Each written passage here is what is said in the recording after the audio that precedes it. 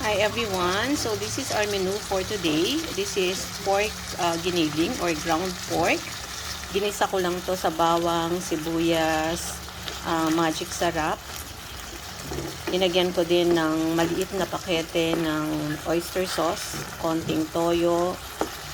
Yung ground pork pala natin is mahigit 1/4. I think nasa 300 grams lang yung ginamit ko. 2 pieces of potatoes, isang carrots, isang bell pepper. At tinimplahan ko syempre ng paminta. Mahilig akong maglagay ng paminta kasi nakakasarap talaga yung paminta.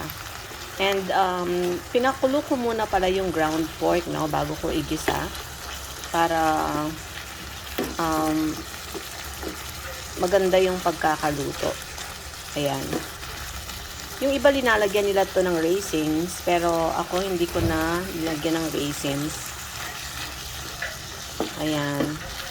Pwede kayong mag-add ng konting asin kung gusto nyo, pero medyo maalat na kasi yung magic sarap, tas yung oyster sauce at saka yung toyo.